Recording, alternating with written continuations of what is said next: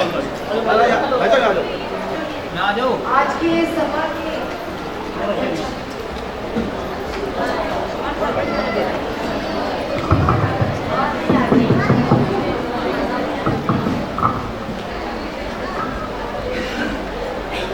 Hello,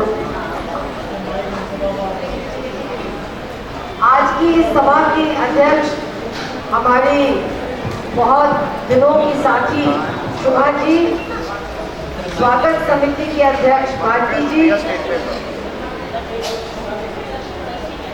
दर्शी मेहता जी, माफ कीजिएगा आज पहली बार हम इनसे मिले हैं और पहली बार गुड़गांव में भी आए हैं, तो आज बहुत से काम पहली बार हो रहे हैं। और बाकी हमारी जो सहयोगी साथी हैं, सुधा जी, हरियाणा की हमारी तमाम नेता हैं, हमारी महामंत्री जगमती जी, और इस सभागार में तो बहुत सारी बहुत हिम्मती और बहादुर महिलाएं बैठी हैं, लेकिन कुछ का जिक्र करना भी बहुत जरूरी है।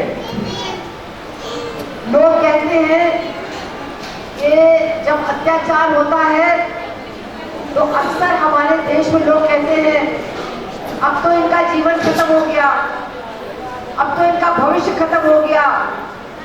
लेकिन हमारे बीच में जो लोग मौजूद हैं वो इस बात का सबूत है कि अत्याचार के बाद जो लोग अत्याचार के खिलाफ लड़ते हैं वो सिर्फ अपने भविष्य के लिए नहीं बल्कि पूरे समाज के भविष्य की लड़ाई को लड़ने का काम करते हैं। आज हमारे बीच ढींगड़ हेड़ी के वो पूरा परिवार यहाँ मौजूद है, महिलाएं, पुरुष, जिनके साथ ऐसी घटना घटी है जिसकी कल्पना भी हम और आप नहीं कर सकते हैं। अपने घर के अंदर, अपने परिवार के सामने इस तरह का हादसा हो, छोटे बच्चों के सामने इस तरह का हादसा हो, और ऊपर से ये नालायक खट्टर कहे कि छोटी बात है, तो हम लोग उसको सिखाएंगे सबक कि तुम्हारे लिए छोटी बात अत्याचार हो सकती है क्योंकि तुम हो अत्याचारी, लेकिन ये मत समझो कि ये एक परिवार, छोटे परिवार का मामला है, ये पूरे हरियाणा के परिवार का मामला है। और हम तब तक खड़े रहेंगे मैदान में जब तक न्याय नहीं होता है, जब तक पूरा इंसाफ नहीं होता है, जब तक कि अत्याचार करने वाले लोग जेल के अंदर बंद नहीं होते हैं और उनके ऊपर सजा सुनाई नहीं जाती है। ये पूरा परिवार हरियाणा का खड़ा रहेगा मैदान में। हमारे बीच में एक ऐसी महिला भी मौजूद है जो आज एक बहुत बड़े कानून को लागू करने की लड़ाई लड़ रही है। आप सबको मालूम है कि इस दुनिया में जितने धर्म हैं, माफ कीजिएगा बुरा मत मानिए, लेकिन कोई भी धर्म महिलाओं के साथ न्याय नहीं करता है। हर धर्म महिला को पुरुष के बराबर नहीं मानता है, कहीं आधा मानता है, कहीं 1/3 मानता है, कहीं पांव की जूती मानता है। और पूरी दुनिया में हर धर्म की औरतों को बराबरी की लड़ाई सबके खिलाफ लड़ना पड़ा है, समाज के खिलाफ, सरकार के खिलाफ, बड़े बड़े धर्म गुरुओं के खिलाफ, और जो सबसे कठिन लड़ाई होती है अपने परिवार के खिलाफ भी लड़ना पड़ता है। जब हमारा देश आजाद हुआ, हमारा संविधान बना, आप सब जानते हैं कि डॉक्टर अंबेडकर ने हमारे उस संविधान का निर्माण किया था। और डॉक्टर अंबेडकर का सपना था, मैं ये कहना चाहती हूँ, उनको बहुत से लोग दलितों का नेता कहते हैं, ये उनके साथ बहुत बड़ा अन्याय है। वो दलितों के नेता नहीं थे, वो इस देश के अंदर उन करोड़ों करोड़ों लोगों के नेता थे जो समानता के लिए तरसते हैं, जो असमानता के बोझ के नीचे दबाए जाते हैं। और उस डॉक्टर अंबेडकर ने जो बड़ी लड़ाई लड़ी वो महिलाओं की समानता और बराबरी की लड़ाई लड़ी। उन्होंने कानून बनाने की कोशिश की कि महिला को शादी करने का अधिकार, महिला को पढ़ने का अधिकार, महिला को शिक्षा पाने का अधिकार और महिला को विरासत में बराबर का अधिकार मिलना चाहिए।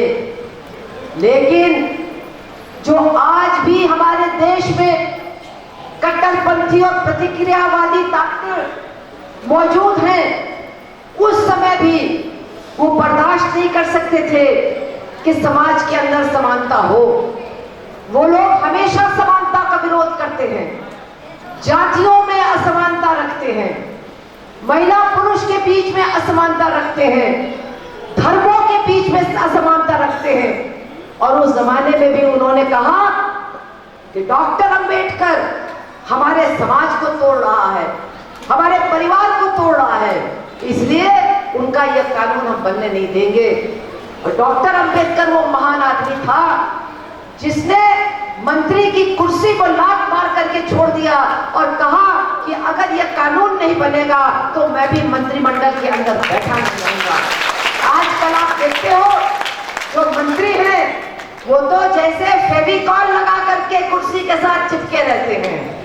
आप उनको नीचा दिखाओ, आप उनको गाली दो, आप उनकी सारी चोरियों का पिटारा खोल के रख दो, आप उनके चरित्र के बारे में खुलासा कर दो, आप कुछ भी करो, उनको शर्म नहीं आती। वो कुर्सी के साथ चिपके रहते हैं और कहते हैं कि मैं जाऊंगा तो कुर्सी भी अपने साथ लेकर के जाऊंगा। ये आजकल के नेताओं की हालत है। लेकिन डॉक्टर अंबेडकर ऐसा नेता था जिसने अपने लिए नहीं, हम महिलाओं की समानता के लिए, हमारे अधिकारों के लिए न्याय के मंत्री की कुर्सी को ठुकरा करके सरकार को छोड़ने का काम किया। और आज हमारे बीच में एक ऐसी लड़की है जिसके पिता ने अपने लड़के और लड़कियों के बीच में अपनी जमीन का बंटवारा किया, लेकिन उनका जो बेटा है वो इसको नहीं मानता, वो बाप को भी मारता है, वो अपनी बहनों को भी सताता है और पूरी कोशिश कर रहा है कि वो अपना हक छोड़ दे। लेकिन उस बाप को भी हम सलाम करेंगे जो अपने बेटियों के लिए खड़ा है, और उन बेटियों को भी हम सलाम करेंगे जो सबसे कठिन लड़ाई लड़ रही है। घर के बाहर लड़ना तो मुश्किल होता है, लेकिन अपने घर के अंदर परिवार से लड़ना बहुत मुश्किल होता है। वो लड़कियां लड़ रही हैं, हम उनके साथ हैं। हमारा ये अखिल भारतीय संगठन भी उनके साथ है और ये लड़ाई पूरे देश में रंग लाएगी। ये दो बहनों की लड़ाई नहीं है, ये करोड़ों करोड़ों बहनों की लड़ाई है जो पूरे देश के अंदर अपना विरासत का अधिकार चाहती है। हमारी महिला समिति ने ये मांग उठाई थी, हमको जहेज नहीं चाहिए, हमको अपना अधिकार चाहिए, हमको अपना विरासत का अधिकार चाहिए। अगर बाप लड़के का है तो बाप हमारा भी है, हमारा बराबर का अधिकार, हमारा बराबर का हक होना चाहिए।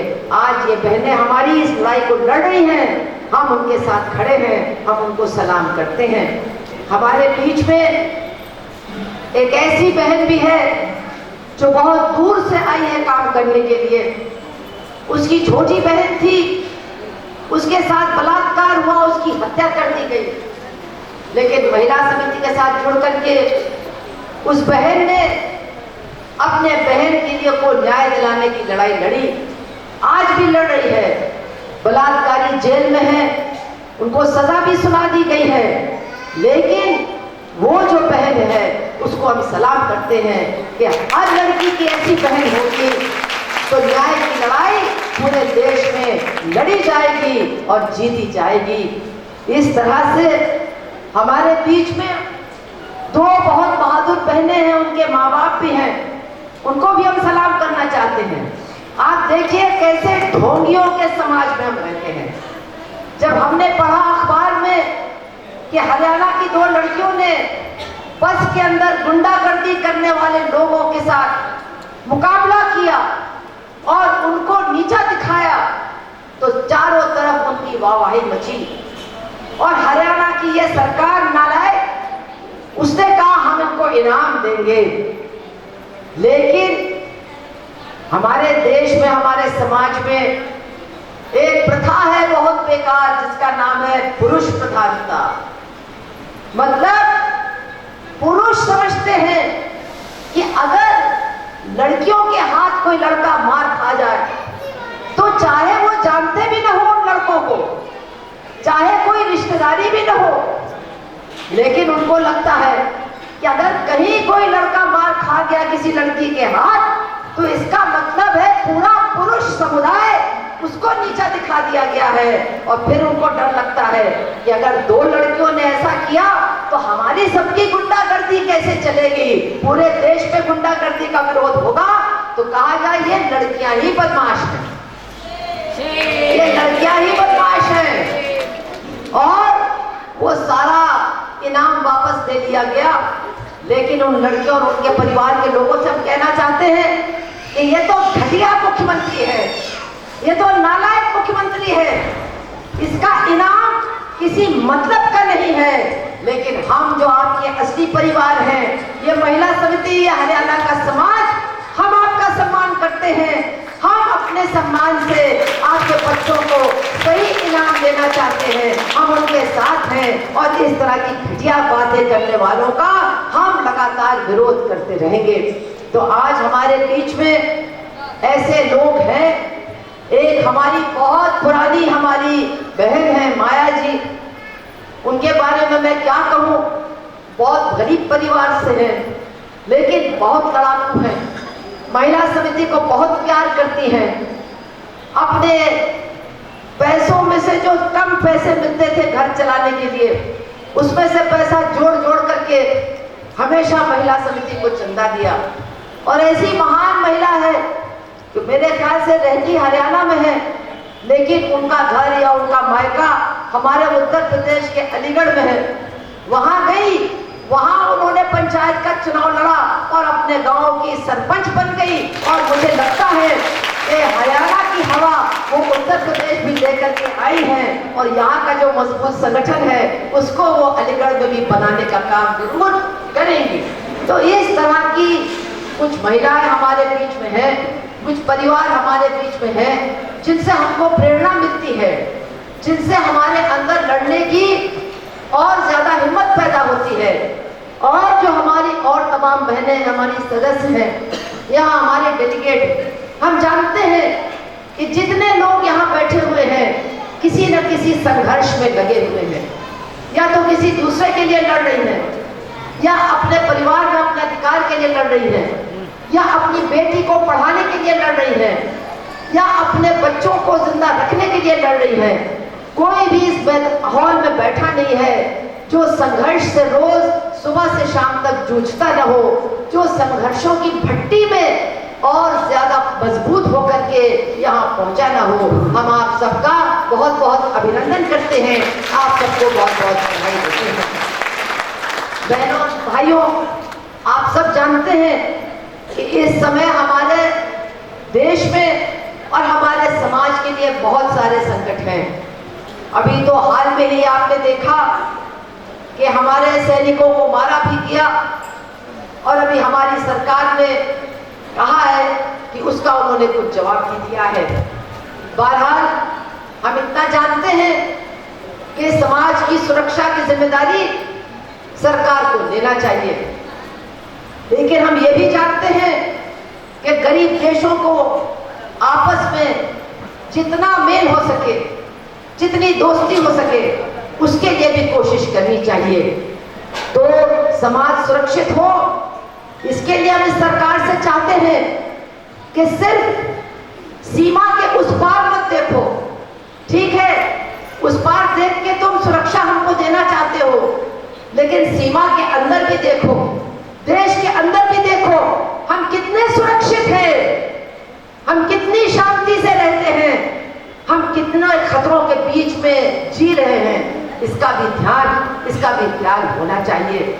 हम देश के लिए लड़ते हैं, हमारे देश के लिए हमारे जवान जो कुर्बान होते हैं, जो बहादुरी से हमारे देश की सुरक्षा करते हैं, हम उनके साथ हैं, हम उनका अभिनंदन करते हैं। लेकिन इसके साथ साथ हम देश के अंदर भी शांति चाहते हैं, हम देश के अंदर भी अपनी सुरक्षा चाहते हैं। और हमको लगता है कि दिन पर दिन, हर महीने, हर साल हमारी असुरक्षा बढ़ रही है। हमारे देश के अंदर, हमारे समाज के अंदर अशांति बढ़ रही है। जिस दिन, परसों के दिन हम लोग सब अपनी सेना की बहादुरी की वाहवाही कर रहे थे, उसी दिन अखबार में एक खबर निकली। क्या खबर थी कि आगरा की एक औरत ने तीसरी बेटी पैदा कर दी, बहुत बड़ा पाप किया। और रात में उसका पति शराब पी करके घर आया और अपने घर वालों के साथ उसने अपनी पत्नी को लाठियों से इतना मारा कि वो मर गई और उसकी मरी हुई लाश को लेके वो अस्पताल में गया। तो मेरा कहने का मतलब है कि हाँ, दूसरे देशों से हमको लड़ना पड़ता है, अपने देश को बचाना पड़ता है, लेकिन एक बहुत बड़ी लड़ाई हमको अपने देश के अंदर, अपने समाज के अंदर और अपने घर के अंदर भी लड़नी पड़ती है, जिंदा रहने के लिए, अपने अधिकार को पाने के लिए, शांति और सुरक्षा के साथ अपनी जिंदगी को बिताने के लिए। और उसी के बारे में मैं आपसे थोड़ी बातें करना चाहती हूँ। मैं घटनाओं पे ही नहीं जाऊंगी, घटनाएं तो रोज घट रही हैं। हरियाणा में हम जानते हैं इतने ज्यादा बलात्कार, इतनी लूट, इतनी हत्याएं हो रही हैं। अभी हमको हमारी बहन बता रही थी कि पिछले महीने शायद रोहतक में 10 हत्याएं हो गई। यानी ऐसा लगता है कि लोगों की जिंदगी की कोई कीमत ही नहीं बची है। और औरतों के साथ, लड़कियों के साथ, यहाँ तक कि 4 महीने की बच्ची, 6 महीने की बच्ची, 8 महीने की बच्ची, आज वो भी हमारे समाज में सुरक्षित नहीं रही। जो लड़कियां पढ़ने जाती हैं, जो औरतें काम पर जाती हैं, उनको भी आज डर लगता है कि घर से निकले हैं, लौट करके आएंगे कि नहीं आएंगे। ये जो माहौल है, इसके बारे में तो हम सोचते ही हैं, लेकिन हमारे समझ में नहीं आता कि ये कैसे बदलेगा, इससे हमको छुटकारा कैसे मिलेगा। कभी कभी हम समझते हैं कि भाग्य हमारा खराब है, कभी कभी हम सोचते हैं कि शायद ऊपर वाले के इसी तरह का कुछ उसका, जिसको कहते हैं, मामला चलता है। और कभी कभी हम सोचते हैं कि पिछले जन्म के पापों की हमको सजा मिल रही है। और लोग हमको क्या समझाते हैं, भाई देखो जैसा चल रहा है वैसे ही चलेगा, इसमें कोई बदल हो नहीं सकता, इसको तो तुम बस अब बर्दाश्त करो, व्रत रखो, रोजा रखो, खूब पूजा पाठ करो, नमाज पढ़ो, चर्च पे जाओ, हो सकता है आने वाले दिनों में ऊपर वाला तुमसे कुछ खुश हो जाएगा और कुछ मामला ठीक ठाक हो जाएगा। तो अब ऊपर वाला तो किससे खुश होता हमको पता नहीं। हम लोग तो बस व्रत भी रखते हैं, हर तरह का पूजा पाठ, रोजा भी रखते हैं, हमसे तो बहुत ज्यादा खुश होता नहीं। और जो लोग खूब रंगरलियां करते हैं, खूब अय्याशी करते हैं, खूब ऐशो आराम में रहते हैं, उनके ऊपर वो कुछ ज्यादा ही खुश रहता है। तो उसका न्याय और उसका निजाम हमारे समझ में नहीं आता।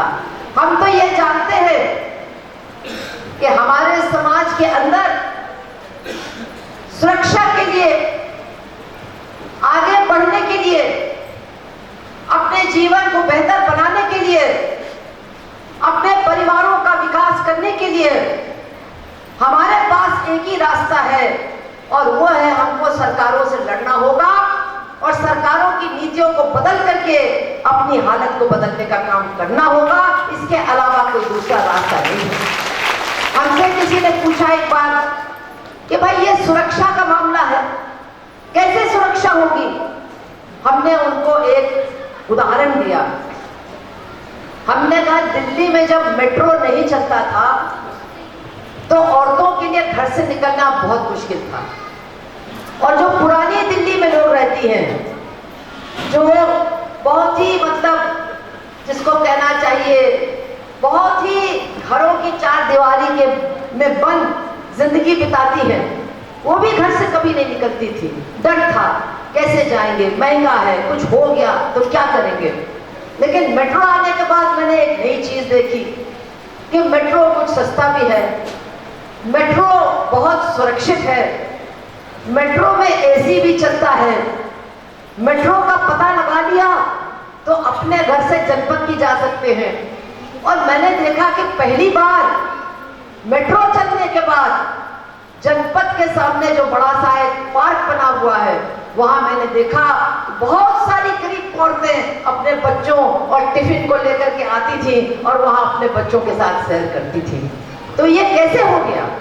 ये जब सरकार ने सस्ता यातायात का साधन का प्रबंध किया और उसमें सुरक्षित तरीके से औरतें निकल सकती थी घर के बाहर। आज उस मेट्रो की वजह से पता नहीं कितनी लड़कियां स्कूल और कॉलेज जा सकती हैं दिल्ली के आसपास, और कितनी औरतें काम पर जा सकती हैं पूरे दिल्ली के आसपास के जिलों से लेकर के दिल्ली तक। तो इसमें व्रत काम नहीं आया, इसमें रोजा काम नहीं आया, माफ कीजिएगा, काम क्या आया कि सरकार के ऊपर दबाव पड़ा कि तुमको यातायात का कुछ साधन उपलब्ध कराना पड़ेगा। हम देखते हैं कि अगर किसी सड़क के ऊपर लाइट नहीं होती है तो वो सड़क असुरक्षित होती है, लेकिन अगर उसी सड़क पर अच्छी बढ़िया लाइटें लग जाती हैं तो वो सड़क सुरक्षित हो जाती है। तो बहुत से हमारी जिंदगी के साथ जुड़े हुए सवाल सरकारी नीतियों के साथ जुड़े हुए हैं, और आज हम देखते हैं कि सरकारें जो नीतियां लागू कर रहे हैं, चाहे वो दिल्ली की सरकार हो, चाहे वो हरियाणा की और दूसरी राज्य सरकारें हो, वो नीतियां दिन पर दिन गरीबों के खिलाफ होती जा रही हैं। और गरीब में सबसे ज्यादा गरीब तो औरत होती है। जब हम औरतों की बात करते हैं तो हमारे बहुत से भाई कहते हैं, अरे हम भी तो गरीब हैं, हम भी तो परेशान हैं। हम कहते हैं हाँ तुम हो, लेकिन अगर तुम्हारे घर में एक रोटी बनती है तो वो एक रोटी तुम्हारे हिस्से में आती है और भूख तुम्हारी पत्नी के हिस्से में आती है। अगर तुमको गुस्सा आता है, तुम किसी के ऊपर गुस्सा नहीं निकाल सकते, लेकिन अपनी पत्नी के ऊपर अपना गुस्सा निकाल सकते हो। वो किसके ऊपर गुस्सा निकालेगी? तो हमारे समाज में गरीब बहुत हैं, लेकिन सबसे ज्यादा गरीब औरतें हैं। और जब हमारी सरकार गरीब विरोधी नीतियों को लागू कर रही है तो उनका सबसे ज्यादा जबरदस्त असर महिलाओं और हमारी बच्चियों के ऊपर पड़ता है। आज वो सारी चीजें हमारे सामने आ रही हैं, लेकिन अक्सर हम उनको समझ नहीं पाते हैं। अरे पहले हमारे पास एक राशन कार्ड था और बहुत सारे लोगों के पास राशन कार्ड था, और राशन की दुकान से हमको गेहूं, चावल, तेल, चीनी, काफी चीजें मिलती थी। आपका जो जमाना था बहन जी, उसमें और चीजें मिलती थी। फिर बहुत सी चीजें बंद हो गई। किसने बंद की? भगवान ने नहीं बंद की, सरकार ने बंद कर दी। फिर तुम्हारा जमाना आया, फिर भी कुछ कुछ मिलने लगा। अब क्या मिलता है? अब मिलता है ठेका।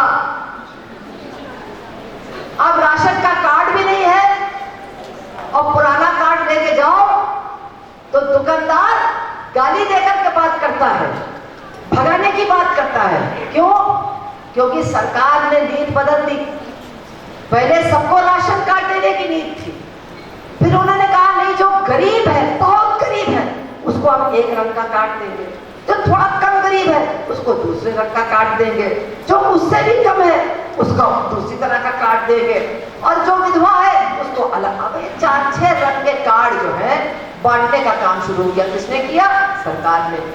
फिर कहना नहीं, ये तो बड़ा भारी झंझट है, ये लाल कार्ड, पीला कार्ड, नीला कार्ड, इससे तो दुकानदार भी परेशान है, सरकार भी परेशान है।